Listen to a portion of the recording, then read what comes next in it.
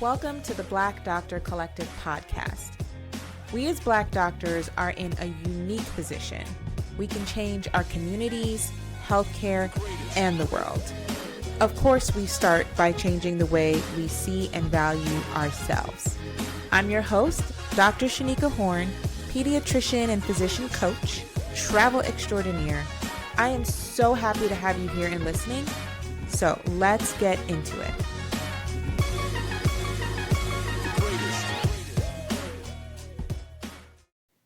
Let me start by saying what this episode is not about. It is not about burnout, okay? This is about something a little quieter and maybe more dangerous than burnout. So welcome to the Black Doctor Collective podcast. I am your host, Dr. Sheneka, and I coach Black doctors on negotiation. Part of that is understanding what you want in your job, right? So burnout gets a lot of attention. And it should, right? It's wide and rampant. But there's something that happens before the burnout that nobody names, right? It's quieter, it's slower, it's more insidious. And honestly, it's weathering. It has that weathering effect on your body. The effect, the accumulation of all the times you've made yourself small to make a job work, that's what we're talking about today.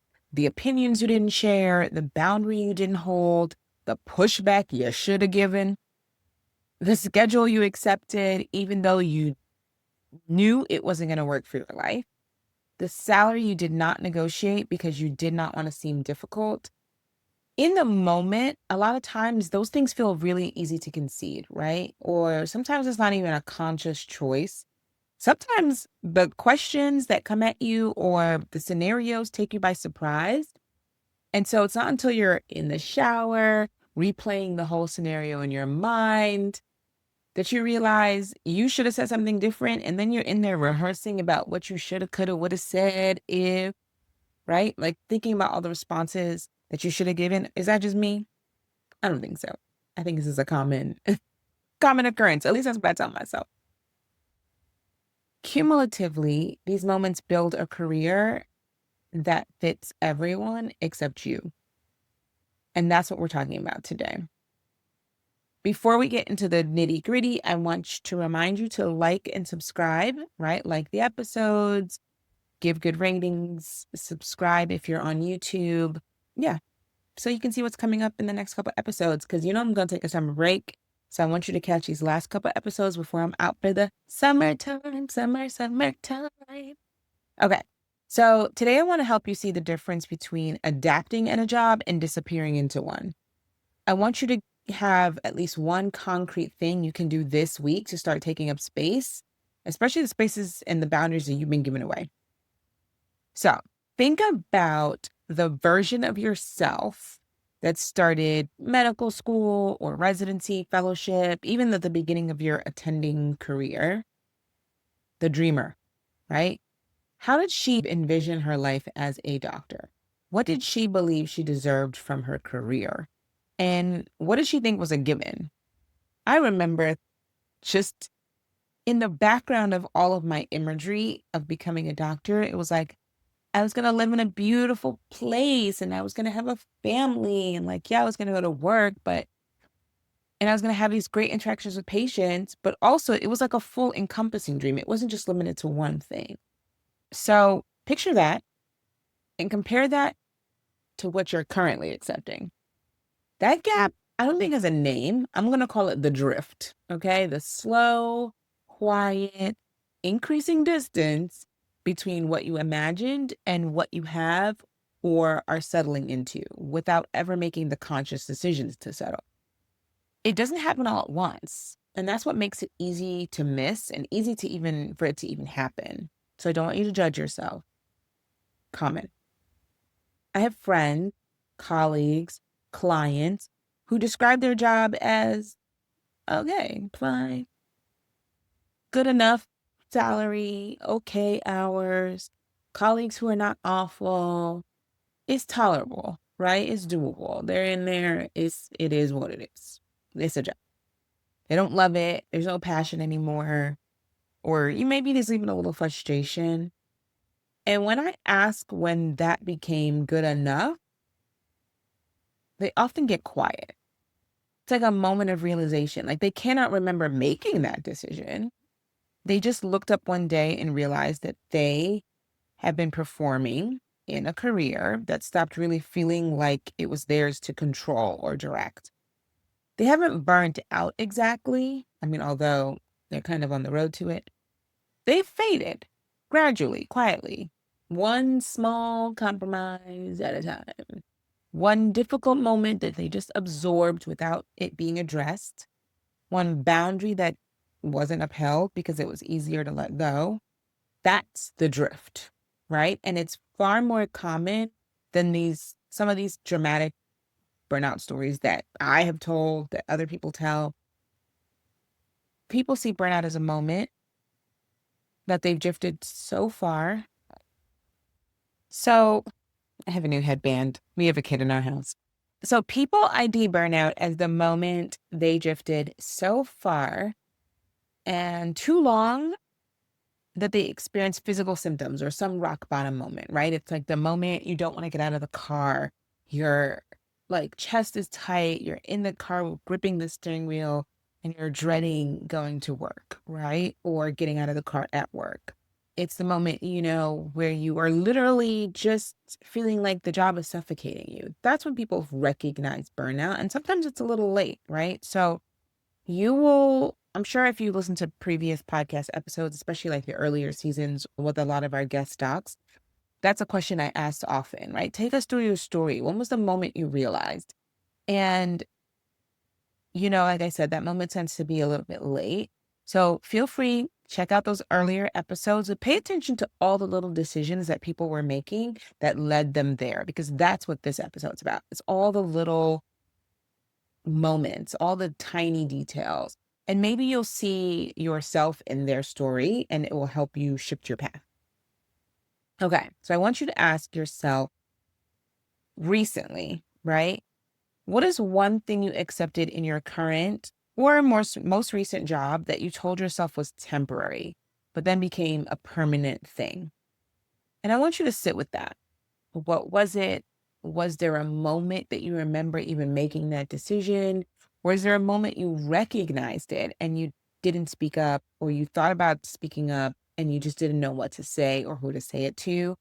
It's funny about temporary solutions. I have a college guy working in our backyard garden, and I was pointing out some structures that we had put in place years ago as a temporary fix. And he looked at me, he said, "There is nothing more permanent than a temporary solution."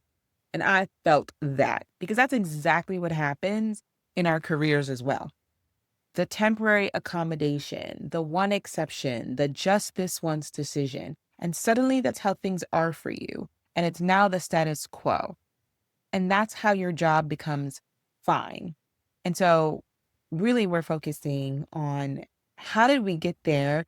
Is that what's currently happening? And how do we put a stop to it? How does the drift happen? It really starts with one big decision. It starts with a bunch of small ones. You just don't speak up in a meeting because it's not the right moment or the right audience.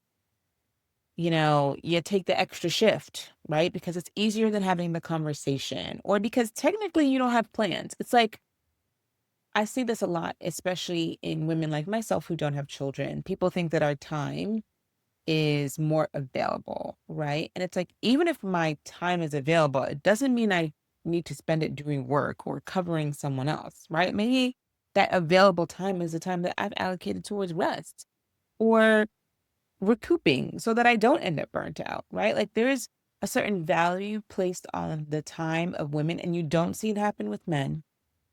But women who don't have spouses or children, automatically their time should be delegated to doing something in service of others. And that happens so often. Okay. Another example, you accept lower salary because you were grateful to have that initial offer at all, right? It felt like, oof, I just really need to get something. And each decision could feel reasonable in the moment or safer in the moment. But the pattern is what becomes a problem, the accumulation, right? The pattern is often invisible until you're already knee deep inside of it. So that's what we're talking about, is the difference between adapting and disappearing. Adapting is strategic. You adjust your approach to get, what you want. You make some concessions in order to get other things later. There's a give and take. But when you are just give, and there is no reciprocity, that's when there's disappearing, right? It's when the adjustments are unintentional, subconscious, or just completely out of your, I'm saying, just not to your benefit. So when the job is not what you've intentionally chosen, but what you've drifted into without reason realizing, that's when it's problematic. The signal is this: you have stopped advocating for yourself. You're starting to feel any kind of angst, resentment, overwhelm, and you want to say something, but you're worried about ruffling feathers. I want to talk about how to start taking up space again. You don't have to blow up your career to reclaim the space, okay? Everybody loves to be like, I'm just trying to quit, especially when they hit the burnout point. But even before that, some people are like, should I just quit? Like, sometimes it feels like that's the only option. And it's better to just start over, right? Like, new job, new environment, new me. But we know that that's not how it goes, because we bring ourselves with us. It's like New Year's. Everyone's like, new year, new me. But then you go right back into the same habits you've always had. The belief has not changed, and the pattern follows with you. So start smaller than that. Just one ask, one boundary, one conversation maybe you've been trying to have, but you just couldn't figure out how to have it. Not because it's going to fix everything. That's not the goal. But because it's going to remind you to think about things, to put intentionality behind things, that you're allowed to ask for things, that you will get things that you ask for, right? It's about knowing your capacity, right? Or increasing your capacity to ask. The career drift, right? Undoes itself the same way it happened. It's one decision at a time, right? Just in the other direction, though. Okay. So, what is one ask you've been putting off? Maybe you told yourself the timing is wrong. You have to wait for a specific time of year to ask for a raise. You should wait till end of year, till performance reviews. Maybe it feels too small to bother with. Maybe the discomfort doesn't feel worth it. And at least that's an intentional choice. You're like, this is too uncomfortable. I'm choosing to stay silent, knowing that this is to my detriment. That is your starting point, right? What's the thing that you've been putting off asking for? Not next quarter. I want you to talk about today, tomorrow. It doesn't have to be dramatic. Sometimes it's simply asking your nurse or support staff to help triage your inbox. Small asks, real boundaries, these things count. These things help manage your time. I mean, when it comes down to it, it's like you did not work this hard to build a career that fits all these other people, fits the organization, but it doesn't fit you, right? You're not just here to build someone else's business. You're here to build your life, your career. The shrinking, it happened gradually, but the reclaiming can also happen just as gradually, right? And you just have to decide. It starts with steps, questions, like deciding that fine is not the goal, tolerable is not the goal, staying silent is not the goal, and that you're allowed to want more than that. So if this episode gave you something, I want you to write a comment. Let me know. It takes a few minutes, sure, but it also helps me to know what you guys are thinking about, what questions you have. And also, pumps it up the algorithm so other physicians or other people in search of this kind of information are going to find it. I want you to share the episode if you know somebody, because we all know somebody. You know somebody, I know somebody who needs this kind of advice. The career's fine today. It ain't going to be fine tomorrow. Okay. Sometimes hearing it named is what breaks things wide open for people. So if it broke it open for you, or if you have a friend who just is in that space and you're like, she needs this, he needs this, feel free to share it. And of course, if you haven't liked and subscribed, please do that. Remember that it's now about to be summer break, okay? And I'm trying to be summertime fly. I love to relax in the summertime. It's something I had to teach myself to do, but that's okay, to take a break, even from the podcast. Picking a break is not in my nature. But I do have a couple more episodes left for this season, so you do not want to miss them. So be subscribed, okay? I hope this was helpful. I hope you guys have a great week. You know, I always love talking to you. I'm trying to keep these episodes intentionally a little bit shorter so that you can digest them, maybe just on a car ride, before going to work, on lunch break, right? Whenever. Let me know if you guys like this format. We'll see. Okay? Have a great day. Bye. Thank you so much for listening. Please subscribe to the podcast. And what I want you to do next is link us everywhere you can. Instagram at The Black Doctor. Just become part of our collective. I want you here. Thanks. Until next time. Bye.